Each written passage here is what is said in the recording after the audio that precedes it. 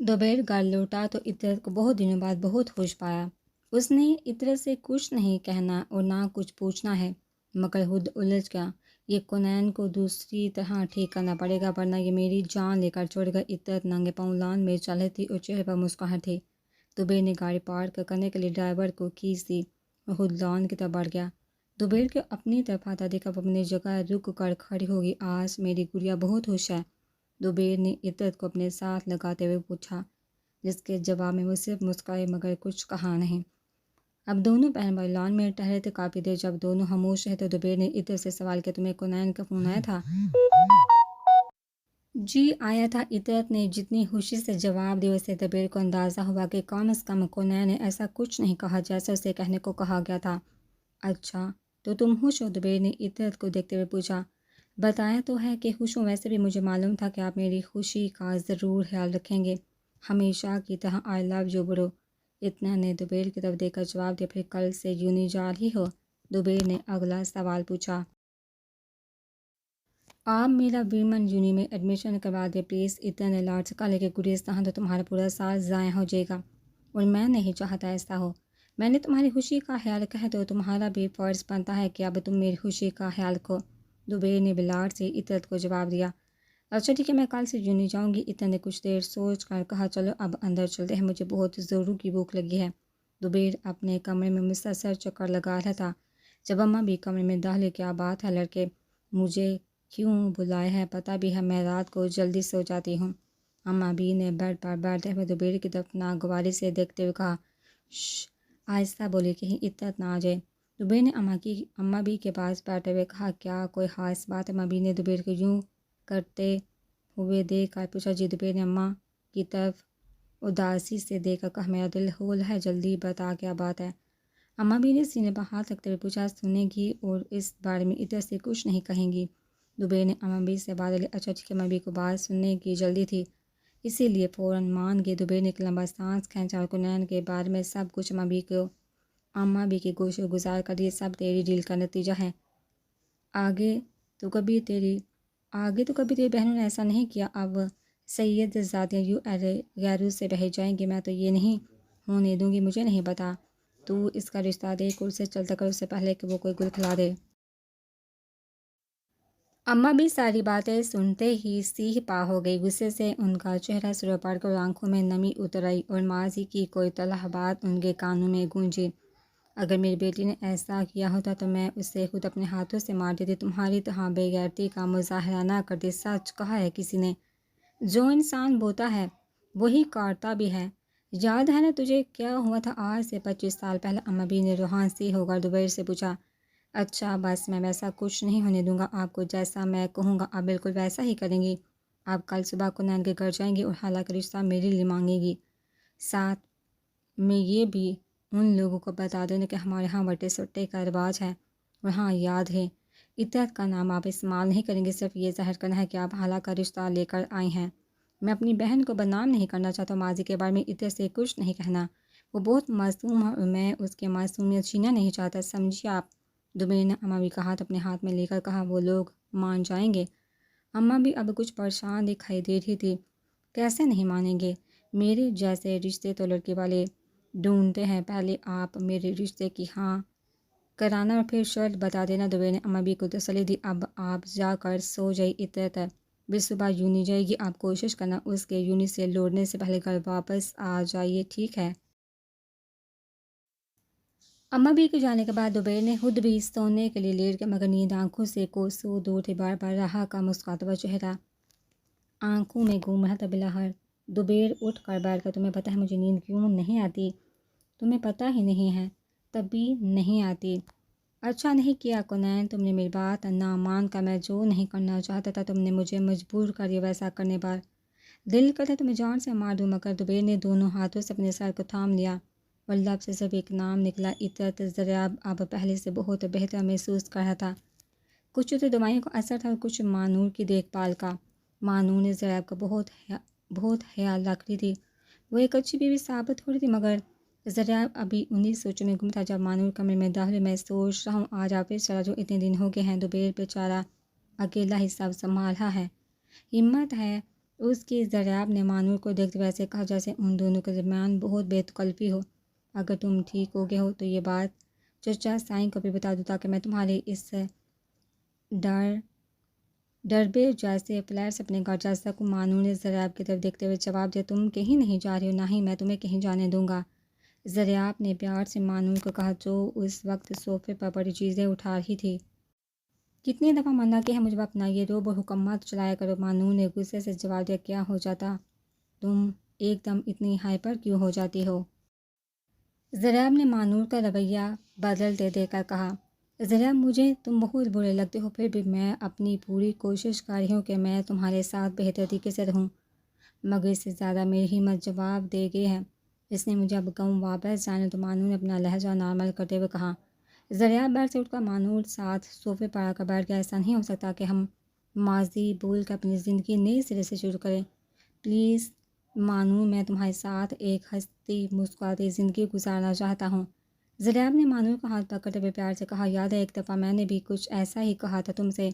مانور نے اپنا ہاتھ ذریعہ کے ہاتھ سے چھڑواتے ہوئے کہا، اگر میں نے اس وقت تمہارے ساتھ اچھا نہیں کیا تھا تو پلیز تم اس وقت میرے ساتھ اچھا کرو، ورنہ مجھ میں اور تم میں کیا فرق رہ جائے گا۔ ذریعہ پوری کوشش کر رہا تھا مصلحت کی۔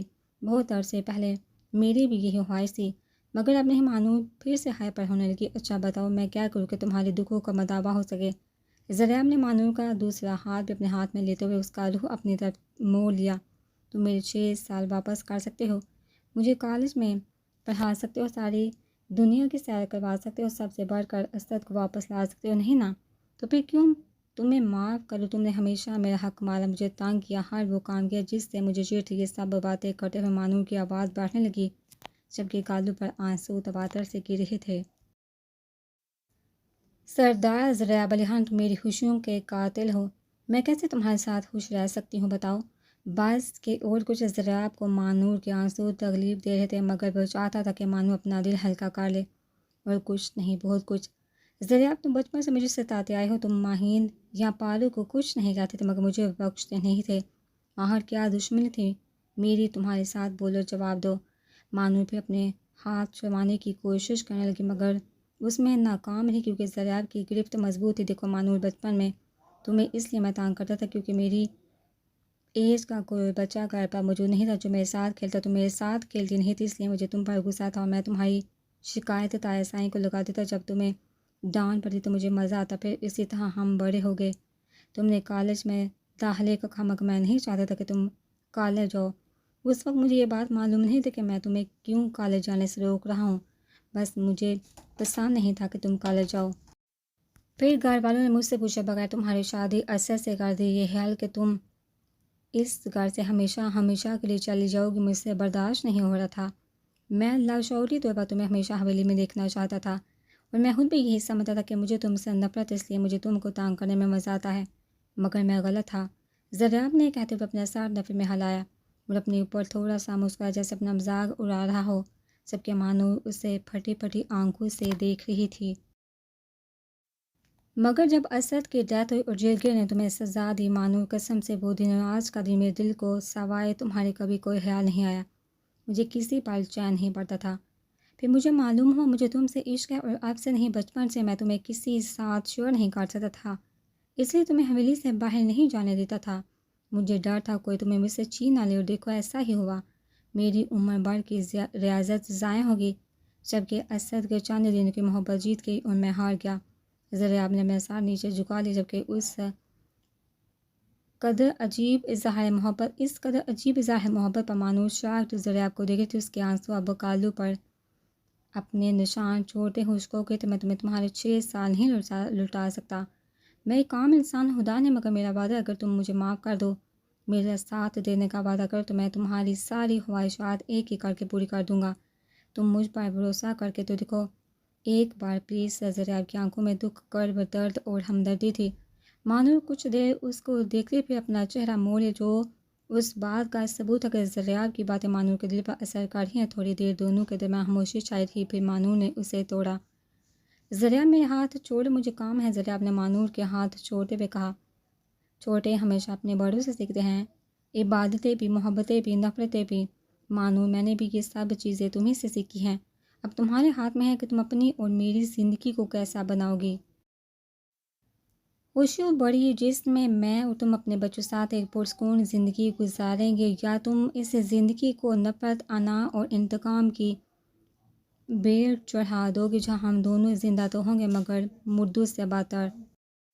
کونین خلاف عادت آج گھر پر تھا، جس پر حالہ کو بہت حیرت ہوئی۔ حیرت آج آپ کا لاڈلا یوں نہیں گیا؟ پیپر سے سر پر ہے اور یہ چھٹیوں پر چھٹیاں کر ہے۔ حالہ پی نے باہر برآمدے میں تحت پوش پر بیٹھی اماں سے پوچھا۔ پتہ نہیں، مجھے تو خود سمجھ نہیں آ رہی یہ کیا کرتا پھر ہے، کل کافی دیر سے آیا تھا اور غصے میں لگ رہا تھا۔ میں نے پوچھا تو کہا کوئی بات نہیں، بس سر میں درد، رات میں کھانا بھی نہیں کھایا۔ صبح اٹھائے یونی کے لیے تو کہنے لگا مجھے نہیں جانا، پتہ نہیں کس کی نظر لگ گئی ہے۔ سریا بیگم نے دکھ سے حالہ بی کو جواب دیتے ہوئے سبزی بنانا شروع کر دی۔ ویسے آج بنا کیا رہی ہیں؟ حالہ نے 2-3 سبزیاں ایک ساتھ تیار کرتے دیکھا۔ پوچھا تمہارے ابا کے لیے مونگری اور تم دونوں بہن بھائیوں کے لیے مکس سبزی۔ انسان تو مجھے سمجھتے نہیں، ابا کو ایک چیز پسند ہے، 2 بچوں کو دوسری، چھوٹی سی فیملی ہے، پھر بھی ایک ٹائم میں 2 ہانڈیاں پکتی ہیں، غضب خدا کا۔ سریا بیگم کو دہائی دیتے ہوئے دیکھ کر حالہ نے وہاں سے کونین کے کمرے کا رخ کیا، کیونکہ زیادہ بیٹھنا اب خطرے سے خالی نہیں تھا۔ کونین منہ سر چادر میں لپیٹے بظاہر سو رہا تھا جب حالہ کمرے میں داخل ہوئی۔ مسٹر کونین، تم جاگ رہے ہو، اس لیے زیادہ سمارٹ بننے کی ضرورت نہیں، چلو شاباش اٹھ جاؤ، بتاؤ کہ کیا ہوا ہے۔ ساتھ ہی حالہ نے کونین کے اوپر سے چادر کھینچ لی۔ حالہ بھی کیا ہے؟ کونین غصے سے بولتا اٹھ بیٹھا۔ آج یونی کیوں نہیں گیا؟ حالہ نے کونین کے غصے کو نظر انداز کرتے ہوئے پوچھا۔ سر میں درد ہے، کونین روٹ لہجے میں بولا۔ سر میں درد ہے یا دل میں؟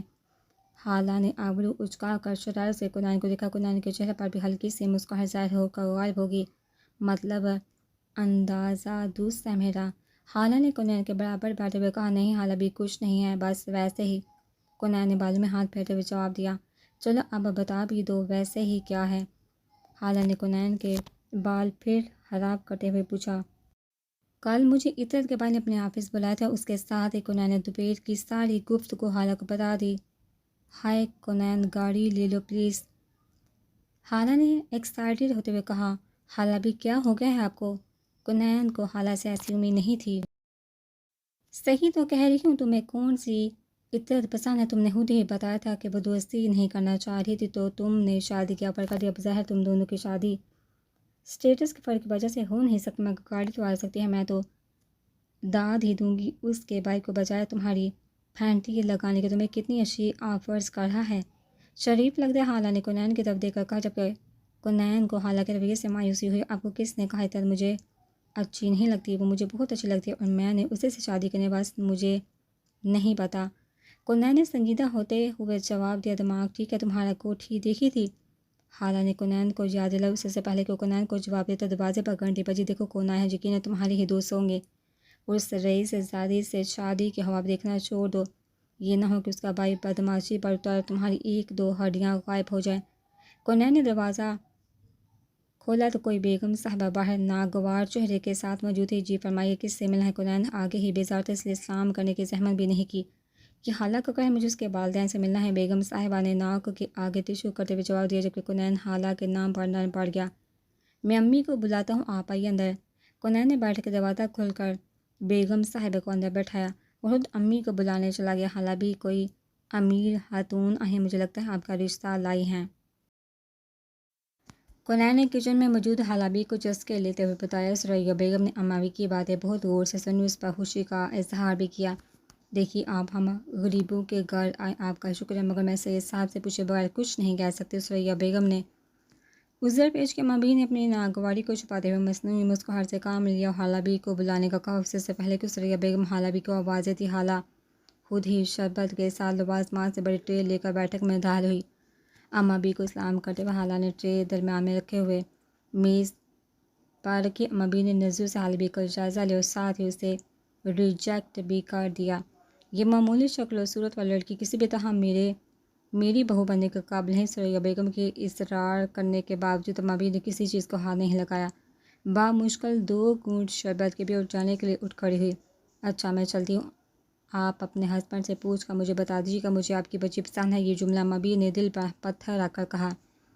اس سے پہلے کہ اماں بی گھر کی دہلیز پار کرتی، باہر موٹر سائیکل کے ہارن کی آواز آئی، جس سے سن کا حالہ نے کہا لگتا ہے ابو جی آگے دروازہ کھولنے چلے گئی.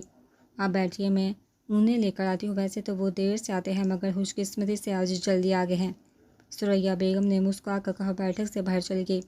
سادہ سی یہ بیٹھک 2 صوفے سیٹ پر مشتمل تھی. درمیان میں لکڑی کا ایک میز تھا جس پر کروشیے کا رومال پڑا ہوا تھا. ایک دیوار پر گھڑی جبکہ دوسری دیوار خالہ کونین کی ٹرافیوں، شیلڈ اور اسناد سے سجی ہوئی تھی. ایک تو یہ غریبوں کے بچے لائق پتہ نہیں کیوں ہوتے ہیں، مبی نے حقارت سے سوچا. ابھی وہ بیٹھے کچھ جائزہ لے رہی تھی جب سید سبطین الحسن بہاری اندر داخل ہوئے. جیسے ہی مبی کی نظر سید صاحب پر پڑی وہ خود بہت اپنی جگہ سے اٹھ گئی. ثریا بیگم دونوں کا تعارف کروا رہی تھی مگر وہ دونوں ایک دوسرے کو دیکھتے ہوئے کہیں دور نکل گئے تھے. اماں بھی کی آنکھوں میں نمی چمکنے کی وجہ سے سامنے کا منظر دھندلانے لگا تھا. انہوں نے چادر کے پلو سے اپنی آنکھیں صاف کی جبکہ سید صاحب کی آواز نے ماحول کے سکوت کو توڑا. بیگم ان کی خوب خاطر مدارت کر کے کہہ دیں ہمیں ان سے کسی قسم کی کوئی رشتہ داری نہیں کرنی. محمود تیزی سے بیٹھک سے باہر نکل گئے جبکہ ثریا بیگم اور باہر کھڑے حالہ اور کونین سید صاحب کے اس رویے پر حیران تھے. انہوں نے آج تک کسی مہمان کے ساتھ ایسا سلوک نہیں کیا تھا، پھر آج کیا ہوا؟ اماں بھی کے چہرے پر پھیکی سے مسکراہٹ آ گئی اور جاتے جاتے انہوں نے ثریا بیگم سے کہا مجھے آپ کے دونوں بچوں سے رشتہ کرنا منظور ہے. میں عطرت کی امی ہوں. اور گلے لگا کر ثریا بیگم کو گرم جوشی سے ملی. پھر باہر نکلنے سے پہلے کچھ سوچ کر موڑی اور برآمدے میں کھڑے کونین اور خالہ کو گلے لگا کر ماتھے پر پیار دیا. جو تھوڑی دیر پہلے 2 دقیقے لگ رہے تھے وہی اب جان سے پیارے ہو گئے تھے. جبکہ خالہ کونین اور ثریا بیگم اچانک اماں بھی کے بدلتے محبت بڑے رویے پر شاخ ایک دوسرے کو دیکھ رہے تھے جیسے پوچھیں کہ یہ سب کیا ہے. اماں بھی جیسے ہی گلی میں بہت سے بند دریچے ہود بہود کھلنے لگے. ایک بڑی سہیلی لان میں بچہ موجود. لان میں بچہ ماموں کے اوپر بیٹھا گھڑ سواری کرتا کہہ لگا رہا تھا.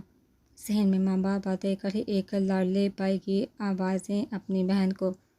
ایک طرف خوشیاں دوسری طرف تانے، لڑائی جھگڑا، سگے رشتے دست و گریباں. اماں بھی نے گلی سے گاڑی تک آتے آتے 25 سال کا عرصہ طے کر لیا. یا اللہ کیا یہ موقع فاتح اماں بھی کا سر چکرا رہا تھا. بڑی مشکل سے خود کو نارمل کیا اور گاڑی میں بیٹھ گئی مگر نظر بار بار گلی کے اس چھوٹے سے مکان پر جا رکتی تھی جب تک ڈرائیور نے گاڑی موڑ نہیں لی. ماں نور اس وقت کچن میں کھانا بنا رہی تھی جب ڈور بیل بجی. ضیاب نے دروازہ کھولا. مجھے یہ سمجھ نہیں آ رہی تیری شادی ہوئی ہے یا تجھے حکومت نے نظر بند کر دیا اس فلیٹ میں. حنین نے ضیاب کے سینے پر ہاتھ مارتے ہوئے پیچھے کیا. ہدا لاؤنج میں بڑے صوفے پر بیٹھ گیا. کیوں کیا میں ضیاب نے مسکراتے ہوئے دروازہ بند کیا. بس کر دے یار اب باہر نکل. زمین دیکھ، آسمان دیکھ، اتوار کو میرا نکاح ہے دیکھ. حنین نے کوشن اٹھا کر ضیاب کو مارا. اقبال کے شعر کو تو کم از کم بخش دیتے. ضیاب نے کوشن کیچ کرتے ہوئے کہا میرا اقبال ہے، میں جو مرضی اس کے شعر ساد کروں. ان کا شاہین و اقبال نے مجھے جیسے نوجوانوں کے لیے شاہین کا لفظ استعمال کیا ہے تیرے جیسے. پھر ادھر ادھر دیکھ کر ذرا آگے جھکا. رن مرید کے لیے نہیں.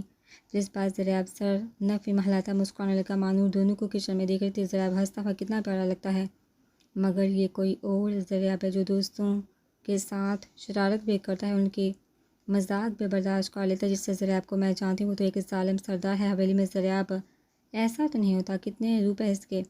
مانور ضیاب کو یوں دیکھ کر سوچ رہی تھی یار تو بیٹھ میں ماں نور کو دیکھتا ہوں کہ کیا کرے تیرے لیے کچھ لے کر آئے. ضیاب یہ کہتا ہوا اٹھ کھڑا ہوا. تو رہنے دے، میری بھی آنکھیں ہیں، میں بھی اسے دیکھ سکتا ہوں. تو بس جلدی سے تیار ہو جا، میں تجھے لینے آیا ہوں، جلدی کر. حنین کہتا ہوا کچن کی طرف بڑھ گیا. سب کے ضیاب مسکرا کر اس کی پشت کو دیکھنے لگا. ہائے آپا کیسی؟ حنین نے اتنا قریب ہو کر کہا کہ مانور کے ہاتھ سے چاول گرتے گرتے بچے. آپ ڈرتی بھی ہیں، میں سمجھا صرف ڈراتی. حنین اپنی گول مٹول آنکھیں ادھر ادھر گھما کر شیلف پر بیٹھ گئی جبکہ مانور صرف مسکرا کر چاول ڈالنے لگی. میں نے آپ کو نرمی سے ملانا ہے. آپ اتوار کو اپنے شوہر دمدار ساتھ ضرور آنا. حنین نے کہتے ہوئے پلیٹ میں سجے سلاد کو کھانا شروع کیا. شوہر نامدار ہوتا ہے، دمدار نہیں. مانور نے کہا جی لوگوں کے شوہر دمدار ہی ہوتے مگر جس قسم کا آپ کا شوہر رن مرید. یہ حنین نے دل میں سوچا اسے دمدار ہی کہتے ہیں. حنین نے مسکراتے ہوئے کھیرے کا ایک پیس لیا. مطلب مانو نے حیرت سے حنین کی طرف دیکھا۔ ایک تو یہ ہر کوئی میرے سے مطلب ضرور پوچھتا ہے، نرمین بھی، اسٹائلو بھی، موم بھی، اب آپ بھی۔ میں حنین ہوں، آکسفورڈ کی ڈکشنری نہیں۔ حنین نے منہ بنا کر جواب دیا، یہ اسٹائلو کیا نام ہے، مسلمان تو ہے؟ وہ مسلمان تو ہے؟ مانو نے سادگی سے پوچھا، جبکہ حنین مانو کی بات پر کہہ لگانے لگا، یہ سٹوری پھر صحیح، ابھی تو آپ صرف نرمین کے بارے میں سوچئے۔ حنین اب کھیرے کھانے کے بعد چقندر کھانے لگا تھا۔ نرمین کون ہے؟ بہن ہے تمہاری؟ مانو نے چاولوں کو دم پر رکھتے ہوئے پوچھا۔ مغرور سے سوال کے جواب میں حنین کو بری طرح سے کھانسی شروع ہوگی۔ اس نے سارا چقندر بیسن میں نکال دیا۔ کیا ہوا، تم ٹھیک ہو؟ یہ لو پانی پیو۔ مانو نے حنین کی حالت دیکھ کر پریشانی سے پوچھا، آپ تو میری جان لینے لگی تھی، اگر مجھے کچھ ہو جاتا تو؟ نہیں، سلاد کھاتا میں آپ کا۔ حنین نے ناراض ہوتے ہوئے سلاد کی پلیٹ سر پر کی جو تقریباً خالی ہو چکی تھی۔ مانو کو کچھ سمجھ نہیں آئی کہ کیا ہوا، ویسے مذاق کی عادی نہیں تھی، پریشان سی، کبھی حنین کو دیکھتی تو کبھی سلاد کی پلیٹ کو۔ مانو میں پریشان دیکھ کر حنین مسکرانے لگا۔ پا ادھر بیٹھو۔ حنین نے مانو کو کرسی پر بٹھائے ہوئے کہا، 6 سال سے جس لڑکی سے میں شادی کرنا چاہ رہا ہوں اس کا نام نرمین ہے۔ اس اتوار کو میرا اس کے ساتھ نکاح ہے۔ میں سمجھا زریاب نے آپ کو بتا دیا ہوگا۔ اور ہاں، ایک اور بات، میں اپنے ماں باپ کی اکلوتی اولاد ہوں، میری کوئی بہن نہیں۔ اچھا، تو یہ بات بہت پیاری ہے، وہ تمہاری طرح۔ مانو اب نارمل تھی، ہاں پیاری ہے، کوئی پیاری پیاری نہیں۔ حنین اب دوبارہ اپنی فارم میں واپس آ چکا تھا۔ اچھا، پھر بہت ذہین ہوگی۔ مانو کو حنین کے جواب پر حیرت ہوئی، نہیں ایک دم بیوقوف، ہاں البتہ لائق کافی ہے، وہ جو پڑھنے والی چشماٹو لڑکیاں ہوتی ہیں ویسی ہے۔ حنین مانو کے تاثرات نوٹ کر کے مزے لے رہا تھا جو اس کے جوابات سے الجھ رہی تھی۔ جب وہ خوبصورت بھی نہیں، ذہین بھی نہیں، تو پھر تمہیں اس میں کیا اچھا لگا؟ بلاخر مانو نے اپنی حیرت ظاہر کرتے ہوئے پوچھا۔ یہ سوال مجھ سے بہت لوگوں نے پوچھا، مگر میں نے کبھی کسی کو اس کا جواب نہیں دیا، پر آج آپ کو دے دیتا ہوں کہ مجھے نرمین میں کیا اچھا لگا۔ حنین نے ایک لمبا سانس لے کر مانو کی طرف دیکھا۔ اب وہ انتہائی سنجیدہ انسان لگ رہا تھا۔ آپا، میں نے اسے لوگوں کا مان رکھنا سیکھا ہے، لوگوں کے راز رکھنے سیکھے ہیں، اپنے انا کو مار کر دوسروں کو خوش کرنا سیکھا ہے، پتہ وہ جان بوجھ کر لوگوں کے ہاتھوں یونہی میں بیوقوف بن جاتی ہے۔ لوگ اس کے منہ پر جھوٹ بول رہے ہوتے ہیں اور وہ ان کی بات کا مان رکھنے کے لیے انہیں ذلیل نہیں کرتی۔ مجھے بہت غصہ آتا ہے۔ ایک دن میں نے پوچھا، تم ایسا کیوں کرتی ہو؟ پتہ کیا جواب دیا اس نے؟ حنین کی آنکھوں میں ایک چمک اور لہجے میں فخر تھا۔ کہتی، اگر ہمارے بیوقوف بن جانے سے کوئی خوش ہو جائے، ہم کسی کا مان رکھ لیں، اس سے جھوٹا ہوتے ہوئے بھی شرمندہ نہ کریں، کسی کی خوشی کے لیے کچھ دیر چپ رہیں، تو کیا فرق پڑ جائے گا ہمیں؟ مجھے اس میں یہ اچھا لگا، وہ سب سے بڑھ کر میں نے اس سے دوستی نبھانا سیکھی۔ وہ کہتی ہے دوست سے کبھی ناراض نہیں ہوتے، اگر آپ سے وہ کبھی ناراض ہو بھی جائے تو اسے سوری کا موقع مت دو، بس جا کر اسے گلے لگا لو، اتنا کافی ہے سچے دوست کو منانے کے لیے۔ وہ کہتی ہے معاشرے میں ہم سے منفی پہلو اجاگر کرتے ہیں اور جو چیز اجاگر کی جائے وہی پھیلتی ہے، ہم مثبت کیوں نہیں پھیلاتے؟ میں نے اس سے مثبت چیزیں سیکھی۔ کیا حنین خاموش ہو گیا، جیسے کہیں کھو گیا۔ تمہیں پتہ ہے تمہیں اس لڑکی سے عشق ہے، سچا عشق؟ مانو نے حنین کی طرف دیکھا، کہا۔ مانو کی بات پر حنین شاکڈ سا اسے دیکھنے لگ گیا، جیسے یقین کر رہا ہو کہ سنا کیا ہے عشق، اور مجھے نہیں، کبھی نہیں۔ حنین سارنافی میں ہلاتے ہوئے کھڑا ہو گیا، میں نے تو اس سے کبھی ظاہر محبت نہیں کی، عشق تو دور کی بات ہے، اب وہ پہلے والا حنین تھا، کیوں اظہار نہیں کیا؟ مانور کو حیرت ہوئی، میں نے زندگی سے ایک بات سیکھی ہے، مجھے محبت ہے تم سے کہہ کر خود کو ذلیل کرانے میں تکلیف ہی تکلیف ہے، اس کے برعکس مجھے نہیں ہے محبت تم سے کہہ کر ڈیر پلاس لاپرواہ ہو جانے میں سکون ہی سکون ہے، یقین کر سچ بتا رہا ہوں، کچھ نہیں ہوتی یہ محبت، خود کو آزاد کر، محبت کی اس کیسے؟ حنین نے کہتے ہوئے دوبارہ سلاد کی پلیٹ اٹھا لی، جبکہ مانور نے چولہا بند کر دیا۔ تم مانتے نہیں مگر تمہیں اس سے عشق ہے؟ مانور اب کھانے کا برتن نکال ہی تھی۔ آپ بھی تو نہیں مانتی کہ زریاب کو آپ سے عشق ہے؟ حنین نے مانور کی پوچھ سے دیکھتے ہوئے کہا۔ زریاب جو تیار ہو کر کچن کی طرف آ رہا تھا حنین کی باتیں سن کر باہر ڈوب گیا، جبکہ مانور کچھ دیر خاموشی پہ حنین کی طرف مڑ کر دیکھا۔ اس دنیا میں فی الحال جتنے بھی انسان زندہ ہیں ان میں زریاب واحد شخص ہے جو آپ سے بے انتہا محبت کرتا ہے، قدر کرے اس کی جتنی بھی کر سکتی ہیں۔ اگر کبھی ایسا ہوا کہ وہ آپ کی زندگی سے چلا گیا تو یقین مانیے پچھتاوا بہت چھوٹا لفظ، آپ پاگل ہو جائیں گی، کیونکہ عادت ہے آپ کو زریاب سے اپنے نہرے اٹھوانے کی، باتیں منوانے کی۔ سچ سچ بتائیے، زریاب کے علاوہ ایسا کون ہے آپ کی فیملی میں جو آپ کے آگے جھک جاتا ہے، ہر بات سن لیتا ہے، پھر بھی کبھی ناراض نہیں ہوتا؟ عورت کی عزت اس کے حامد سے ہے، زریاب ہی آپ کی دنیا اور آخرت ہے، قدر کرے کہیں دیر نہ ہو جائے۔ آگے مرضی آپ کی، مجھے بھوک لگی ہے۔ حنین نے ماحول کو اداسی سے نکالنا چاہا مگر مانور کے چہرے کا رنگ بدل گیا۔